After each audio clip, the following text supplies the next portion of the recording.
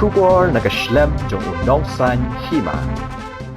Nong ilam kaliang Pyrshah Dr. Mukul Thma harangkat batki MLA kaseng Congress hane kasngi kelahiar banjurip ya ka step down hospital ha Sauli ka IIM nangda ka civil hospital Shillong. Habay kren bat kinong to kubor hadin ka jingya kren sanibha bat ki doktor ki bapek ya kini ki jaka nakaliang Dr. Mukul ulaong ban buddin ya ki jingya kren ha ka jingelang kabalakhot da ulampang ka yung dorbar tawan ba medba nakaliang ka jongu ulahiar siya kini ki jaka ban pettu ya ki jing don kam Shushu ulaong ru ba habaro kini ki jaka ki jingsna kedangya chat lagaday ban penbyang ya ka oxygen bat ki wei ki jong don kam hanrei ka ba kampet ngor kaday ha ki jaka nong kendong ha ka ba kani ka klam covid khat khandai kala sapriang bat kala nangkiu kat badang mi kisngi Shushu ulaong ru ba ha kisnong kendong kila don kisnong ki balangat ya kani ka klam bat kani ka klam kadang kiu nak kawai kasngi sha kawai pan bat kadon ru kisnong ki bompediang ya kani kijing ai tika tika sorkar kadai ban ai jing pensha yaki Khñiang ba kinlait na kani kijing sngotu bakala Shushu la ongru bangidai ban wat bania haman la kisnong ki thau ban lap kumnu ka jia ha kini kisnong ki thau ula ongru bangilai tai bat ki bor district ha bai dai bat kani kermen ba ha kini kisngi ki bandangwan ka bor district kanla ban pen sngotu ya kini kisnong ki thau nagaliang jong Dr. Mukul ula ongru ba mantang idang don ha Thma Pyrshah bat uni Khñiang jingpang ba Ngim la ban Ïohi bat nagaliang kejong bat kaliang Pyrshah hi barok kawai kindang yai budin ya kene kakam ha kini kisngi ki bandangwan 60% only. So directly we have to put them in in high flow. That means high flow also we give average we give 40 liters per minute, 100% oxygen. That means 40 liters of oxygen per minute to that particular patient. When their saturation is coming up till the 93, 94, so we maintain it up. And then if suppose if the saturation continues for 3-4 hours, that means we will decrease the FiO2, the oxygen concentration, then the flow rate is maintained. It depends also on the tolerance of the patient. Some patients they cannot tolerate so much flow rate. In continuation to our review meeting, which was convened by the Honorable Speaker, where important observations were made and all the concerns were shared with the government. And in view of that, what has been done and what was assured and what has been fulfilled, we wanted to at least know from the ground zero. That's why we definitely needed to go to the ground zero. We went to Giant Hills yesterday. Today we are here. Now, certain necessity of ramping up the infrastructure related requirement were required to be done. What we have seen is that it is in the process. Still it is in the process. Whatever has been created are there, but what was needed more to save precious lives and to generate that kind of confidence amongst the frontline workers, they are still in the process of implementation. That is one part. Even as you see today, I think all those facilities for oxygenation and other things are still in the process. We have only tried to look at another aspect which is very crucial for us. Now, hopefully from the trend that we see, the second wave should slowly flatten. But what is on ground zero in rural areas is a matter of concern, because yesterday when I spoke to a few headmen of a few villages and tried to know what is happening in the respective villages, I was little disturbed to hear that the village had number of members of the families were down with fever. Now there is a reluctance from people to come forward to get testing, to get themselves tested, and at the same time, the kind of conversation, the engagement with the community, which should be done in a more aggressive manner, is probably one thing. there is quite a number, 2 districts where I received this information. So here we cannot have any sense of complacency. We need to have some auditing of every village. We have a system in place. We have the disease surveillance system put in place. It has been there for donkey's years. It is one of the most vibrant disease surveillance systems in the whole world. Therefore, it should be activated much more aggressively to know what exactly is happening in every village. Is there a reason for us to worry? Are there incidents of any cases which give us reason to believe or suspect incidents of COVID-19 in those villages? And therefore, that will give us a clear picture. That is what we have discussed. We have discussed with the district administration that is of crucial importance.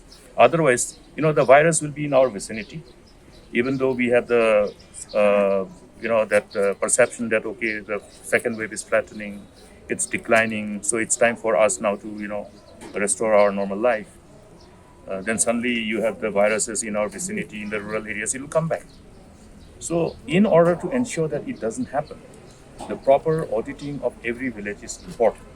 Since the virus has entered, since we are still at war against this virus, therefore, if the enemy is in our vicinity anywhere, we have to be very, very clear. Only when we know that, okay, there are no more enemies hiding anywhere, then we know what to do. So this is one crucial aspect which we have shared with the district administration. We'll continue to do so. Tomorrow we are visiting Ïohi and we will discuss this. And we are also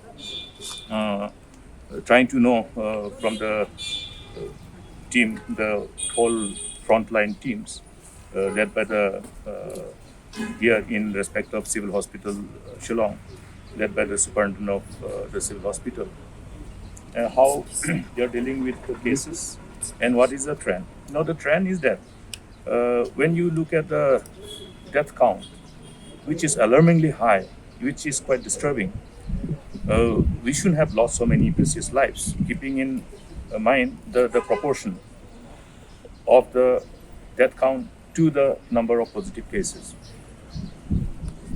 Need to actually understand so that we can prevent it. And when I looked at the number of those fatality, most of the cases where the patient has succumbed to the disease happens to be such that it has happened maybe on the same day of the patients having been brought to the hospital, or within 2 days, or within 3 days, or within 4 days of having been brought to the hospital for treatment.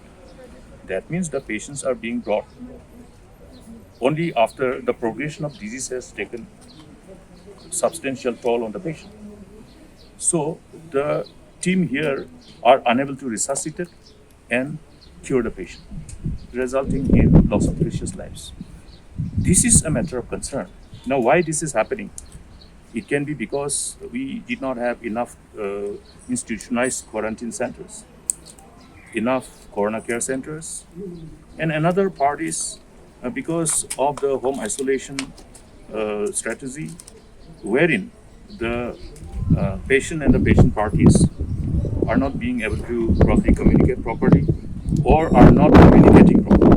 It can be either they are not willing to share all the information or they are not being able to share the information to get the correct advice as to when they should be bringing the patient to the hospital. So this is one area which we have discussed. The concerned frontline workers under the command of the GHS and the respective deputy commissioners, I hope they will address these issues. As I have said, there is a robust disease surveillance system. What will be required is to only further activate the existing disease surveillance system and also further strengthen the whole system. What is very important is that,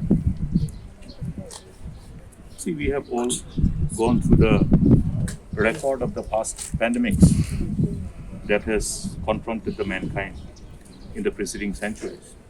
The behavior, the way it has taken the whole mankind by surprise, element of surprise associated with every pandemic. From that behavior and those informations, we can only presume and assume and be apprehensive of the third surge, the third wave. Now, how the third wave will ultimately manifest itself is always going to be something which should be kept in mind, and we should always be prepared for element of surprise, and therefore we should be always prepared to deal with the chances of any third wave coming, and which bracket of the age group will be the likely victim of the manifestation of that third wave of this COVID-19 disease, and how we should be prepared. Therefore, since preparation is happening now, it is only appropriate that this whole preparation is designed to deal with the third wave. Let us be very frank. Preparation are still on, okay, not completed. So it is only therefore appropriate to look at how we can appropriately align the design and integrate all those interventions that is required to deal with the third wave, where we apprehend the younger group of our population to be the likely vulnerable group. With the kind of inputs that we are receiving from other parts of the country and other parts of the world. That's the reason why we are also demanding that there must be aggressive vaccination. The vaccination which must be universal vaccination. You see, the country has already had this wealth of experience in as far as vaccination of the targeted population across the nation is concerned. We have demonstrated as a nation for the whole world that India is capable of inoculating vaccines to the whole population. We have a very robust system put in place. And since our vaccine that is being used do not have the challenge of such a expensive cold chain, it is not that tough to have time. Therefore, we are urging both the state government and the union government to aggressively put in place all the measures to complete universal vaccination, free of cost. It's a notified disaster. COVID-19 is a notified disaster. Therefore, prevention of the recurrence of this must be assumed upon themselves as government as per the responsibility vested upon the authorities by the Disaster Management Act 2005.